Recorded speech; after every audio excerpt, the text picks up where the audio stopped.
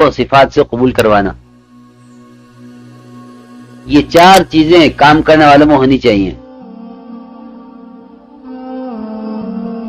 کام پر بصیرت، کام کرنے والوں میں اجتماعیت، ان کے مزاج میں جامعیت اور صفات قبولیت. تو پہلی چیز یہ ہے، اس لیے کہ انبیاء علیہ الصلوۃ والسلام اپنے کام میں بصیرت پر ہوتے ہیں. تو جو حالات، رکاوٹیں، قوم کی طرف سے اعراض، نبیوں کی دعوت کا قبول نہ ہونا، یہ تمام چیزیں جو پیش آتی ہیں، یہ ان چیزوں میں، ان رکاوٹوں کے باوجود اپنا کام پورا کرتے ہیں، اس لیے کہ انہیں یقین ہوتا ہے اپنے کام سے، اپنی کامیابی کا.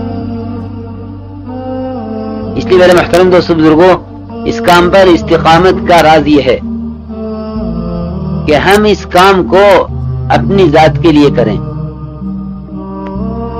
دعوت کو سمجھ کر چلیں کہ دعوت کی کیا تاثیر ہے اور دعوت کیوں دی جاتی ہے اور یہ دعوت کس کے لیے ہے. دیکھو، دعوت داعی کی اپنی ذات کے لیے ہے. ہمارے اندر کبھی دوسروں کی اصلاح کا جذبہ اپنی ذات کو نہ بھلا دے، کہ دوسروں کی اصلاح کا جذبہ ہمیں اپنی ذات کی طرف سے بے فکر کر دے. کہ اصل میں دعوت داعی کی اپنی ذات کے لیے ہے. اصل میں دعوت، اے بھائی کیا ہو، سنو، دعوت داعی کی اپنی ذات کے لیے ہے. ہم سمجھتے تھے کہ اس کام کو اپنی ذات کے لیے کرو، جو اپنی ذات کے لیے کرے گا وہ صالح بنے گا. جو صالح بنے گا اللہ رب العزت اس سے امت کی اصلاح کا کام لے لیں گے. اس لیے بھلائی کا حکم کرنا، برائی سے روکنا، یہ اصل اپنی ذات کے لیے ہے. اس کام میں ہم ابتدا میں اپنی ذات کے لیے کرتے تھے، جب کرنا آ گیا تو پھر ہمیں اس کام میں دوسروں کے تقاضوں نے چلایا. اس خیال نے ہمیں اپنی ذات کو بھلا دیا.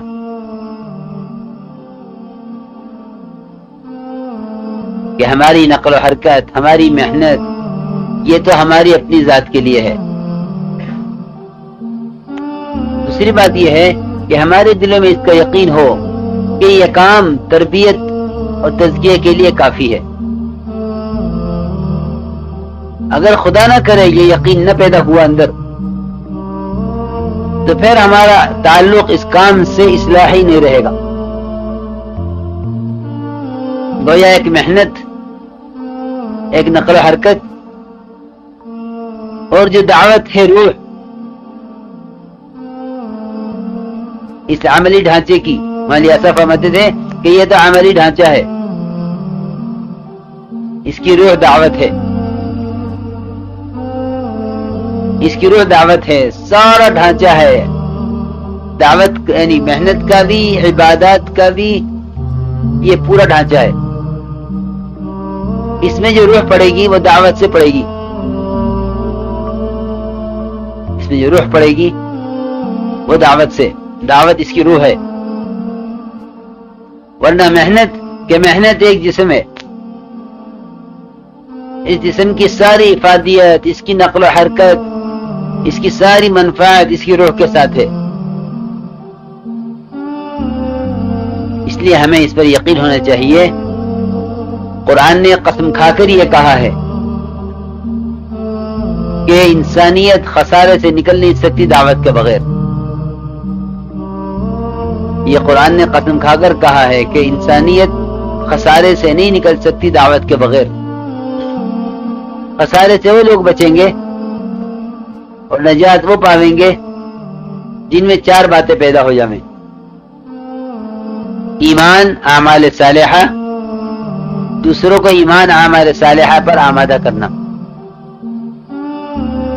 ایمان اعمال صالحہ اپنے اندر پیدا ہونا اور دوسروں کو ایمان اعمال صالحہ پر آمادہ کرنا.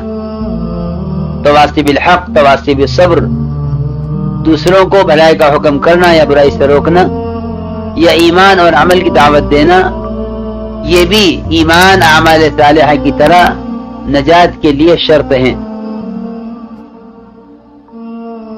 علماء نے لکھا ہے کہ یہ 4 اسباب ہیں نجات کے: ایمان، اعمال صالحہ، تواصی بالحق، تواصی بالصبر۔ ان 4 میں سے اگر ایک بھی کم ہوا تو اسباب نجات مکمل نہیں ہوں گے۔ اس لیے کام کرنے والوں کو اس کام پر یہ یقین ہونا چاہیے کہ امت خسارے سے نکل نہیں سکی دعوت کے بغیر۔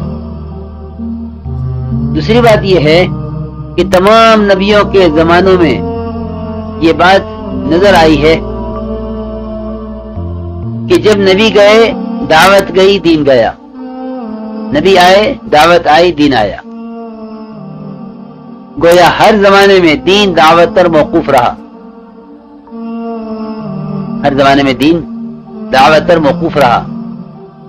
یہ ہر زمانے کی کارگزاری ہے کہ نبی آئے دعوت آئی، دین آیا، نبی گئے دعوت گئی، دین گیا۔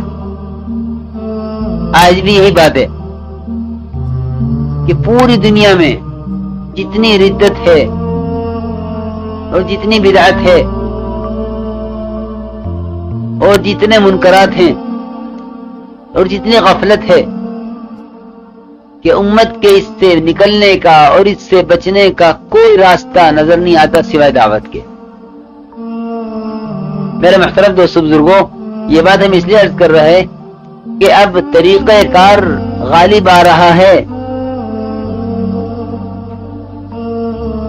اور دعوت، اس کی حقیقت، اس کی ضرورت، اس پر یقین، اس میں ضعف پیدا ہو رہا ہے، اس کے اندر ضعف پیدا ہو رہا ہے کہ کام کرنے والوں کو اس کام پر یقین کی ضرورت ہے تاکہ یقین کے بقدر استقامت ہو، کہ یقین کے بقدر استقامت ہو، پھر استقامت کے بقدر اس کام کے تقاضے پورے ہوں۔ اس لیے پہلی چیز تو یہ ہے کہ ہمیں اس کام پر یہ یقین ہو۔ دوسری میرے بزرگ دوستو بات یہ ہے کہ ہمارے اندر اجتماعیت ہو۔ اجتماعیت کسے کہتے ہیں؟ یہ کہیں کہ اجتماعیت قلوب کے جمع ہونے کو کہتے ہیں۔ اجسام کے جمع ہونے کا نام جماعت نہیں ہے، اجسام کے جمع ہونے کو بھیڑ کہتے ہیں، اجسام کے جمع ہونے کو بھیڑ کہتے ہیں، اور قلوب کے جمع ہونے کو اجتماعیت کہتے ہیں۔ اگر 2 آدمی نماز پڑھ رہے ہوں با جماعت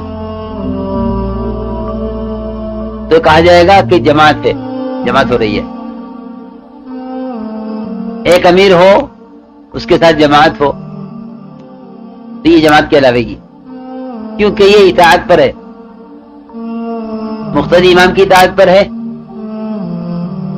مقتدی امام کی اطاعت پر ہے اور جماعت امیر کی اطاعت پر ہے، تو یہ کہا جائے گا کہ جماعت ہے۔ اگر اجتماعی تو قلوب نہیں ہے تو بھیڑ ہے۔ میرے محترم دوستو، اس اجتماعیت کے اسباب ہیں، اجتماعیت کے اسباب ہیں۔ تو قرآن نے اجتماعیت کے لیے 4 اسباب بتلائے ہیں۔ قرآن نے اجتماعیت کے لیے 4 اسباب بتائے ہیں کہ پہلا سبب اجتماعیت کا یہ ہے کہ کام کرنے والوں کی طبیعتوں میں نرمی ہو۔ یہ پہلا سبب ہے اجتماعیت کا، اس لیے کہ اس کام کے جتنے اصول ہیں وہ قوانین نہیں ہیں۔ شدت اس لیے پیدا ہوتی ہے کہ ہم کام کے اصول کو قانون سمجھتے ہیں کہ یہ قانون پاس ہوا ہے، یہ قانون طے ہوا ہے، لیے عرض یہ ہے کہ ہمارے یہاں کوئی اصول قانون نہیں ہے. یہ اصول ہیں. اصول کس کے لیے ہوتے ہیں؟ کہ اصول ہوتے ہیں اطاعت کرنے والے کے لیے، اور قوانین ہوتے ہیں نافرمان کے لیے. قوانین کس کے لیے؟ نافرمان کہ بات نہ ماننے والوں کے لیے قانون، اور اطاعت کرنے والوں کے لیے اصول. اس لیے حکومت کے قانون ہوتے ہیں اور نبوت کے اصول ہوتے ہیں. نبوت کے اصول، دعوت کے اصول، اور حکومت کے قانون. جو قانون کے خلاف کرتا ہے اس کی پکڑ ہوتی ہے. ہمارے یہاں بے اصولی کرنے والوں کی پکڑ نہیں ہے کہ ان کی پکڑ کرو کیونکہ بے اصولی کی ہے، کہ ہمارا اس کا کوئی تصور نہیں ہے. اس لیے کہ ہمارے سارے اصول ہیں جو اطاعت کے لیے ہیں. اور اطاعت تو ترغیب سے ہوتی ہے. اطاعت کیسے ہوتی ہے؟ ترغیب سے، کہ ان کو ترغیب دی جاوے صحیح کام کی، بس اس سے زیادہ کسی کو حق نہیں ہے. اس لیے کہ داعی کے ذمہ ہے تذکیر، ذکر فإن ذکرى تنفع المؤمنین، کہ ان کو یاد دلاؤ صحیح بات. کہ داعی کے ذمہ تذکیر ہے کہ یہ یاد دلاوے کہ اصول کیا ہے، بس. اس لیے میرے محترم دوستو بزرگوں، اس کام کے جتنے اصول ہیں وہ اصول ہیں، قوانین نہیں ہیں. کیونکہ قانون میں پکڑ ہوتی ہے. اس لیے ہمارے یہاں اصول کا مذاکرہ ہے، بے اصولی پر مواخذہ نہیں ہے، پکڑ نہیں ہے. بے اصولی پر ہمارے یہاں پکڑ نہیں ہے. اس لیے کہ اس کام کے کرنے والے انسان ہیں، فرشتے نہیں ہیں کہ ساتھیوں سے بے اصولیاں ہوں گی. کہ انسان ہیں، کہ انسان خطاؤں کا خمیر ہے. کلکم خطاؤن، حدیث میں آیا ہے کہ تم سب کے سب خطا کار ہو، خطا سے کوئی بچا ہوا نہیں ہے. چھوٹی بڑی مختلف ہیں، مگر سب کے سب خطا کار ہو. سب کے سب خطا کار. یوں کہیں کہ دوسروں کی بے اصولی آدمی جب دیکھتا ہے جب اس کی نظر اپنے محاسن پر اور اپنی خوبیوں پر ہوتی ہے. اپنے محاسن، اپنی خوبیاں، کہ اس کی نظر ضرور دوسرے کے عیب پر جاوے گی. اور جو اپنی کمزوریاں دیکھتا رہے گا اس کی نظر کبھی کسی کی بے اصولی پر، کسی کے بدعنوانی پر، کسی کے عیب پر نہیں جاوے گی. اس لیے کہ جو بات اس کو کسی کے اندر نظر آتی اس چیز کو اس نے اپنے اندر پہلے دیکھ لیا، تو اس میں غم اور فکر اپنی ذات کا پیدا ہو گیا. غم اور فکر اپنی ذات کا پیدا ہوا. حضرت عمر رضی اللہ تعالی عنہ نے ایک بڑے میاں کو شراب پیتے ہوئے دیکھا تو وہاں سے اندر سے روتے ہوئے نکلے. صد لمبا ہے، وہاں سے روتے ہوئے نکلے. یہ رونے کی وجہ تھی کہ عمر رضی اللہ تعالی عنہ اپنے اس گناہ پر رو رہے تھے کہ تو نے گھر میں گھس کر اس کا عیب کیوں تلاش کیا. اس پر رو رہے تھے، اس پر نہیں رو رہے تھے کہ میری رعایا شراب پی رہی ہے، بلکہ رونا اس پر تھا کہ عمر، اللہ نے اگر تیرا یہ گناہ معاف نہ کیا تو تجھے تیری ماں گم کرے. کہ اپنے گناہ پر رو رہے تھے. اس لیے میرے محترم دوستو بزرگوں، اجتماعیت کا یہ پہلا سبب ہے کہ اجتماعیت کا یہ پہلا سبب ہے کہ بے اصولی کرنے والوں کا کہ ہمارے یہاں پکڑ نہیں ہے، ہمارے یہاں کوئی عدالت نہیں ہے کہ ان کی شکایت کرو. بالکل نہیں. کہ ہمارے یہاں شکایت کا کوئی خانہ نہیں ہے ہمارے یہاں تو صبر کا خانہ ہے، صبر، شکایت نہیں ہے کہ بے وصولی کرنے والے کی شکایت کی جاوے، اس کا ہمارے یہاں کوئی خانہ نہیں ہے، بلکہ جب ساتھیوں سے بے وصولیاں ہوں تو ہمیں کیا کرنا چاہیے؟ کہ نبی کو اس کا طریقہ بتایا گیا کہ نبی جی جو کام کے ساتھ بے وصولی کریں آپ ان کے لیے استغفار کریں، آپ ان کے لیے استغفار کریں،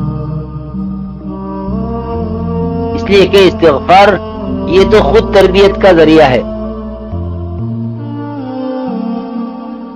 کہ سب سے بڑی تربیت کرنے والی ذات اللہ کی ہے، کہ اپنے بے وصولی کرنے والے ساتھی کو اللہ کے حوالے کر دو کہ اللہ تو تربیت کرنے والا ہے انبیاء کی اور صحابہ کی، اس کی بھی تربیت کر دے، ہماری بھی تربیت کر دے، یہ ہے راستہ۔ اس لیے نبی کو حکم ملا اس کا کہ نبی جی آپ ان کے لیے استغفار کیجئے۔ تو ہمارے یہاں شکایت کا کوئی خانہ نہیں ہے۔ ایک صاحب نے مولانا صاحب رحمۃ اللہ علیہ سے ایک آدمی کے بارے میں بات کی، ظہر سے لے کر عصر تک پورا وقت لیا، ساری باتیں صحیح، حضرت نے یہ کیا، اس نے یہ کیا، اس نے یہ کیا، تو حضرت نے ساری سنی ظہر سے عصر تک۔ جب عصر کی نماز کے لیے اٹھے تو حضرت نے فرمایا اس شکایت کرنے والے سے کہ بھائی میں برا ہوں، اگر میں اچھا ہوتا تو میرے ساتھی بھی اچھے ہوتے، جیسا میں ہوں ایسے میرے ساتھی ہیں۔ ساری باتیں اس کی صحیح تھی،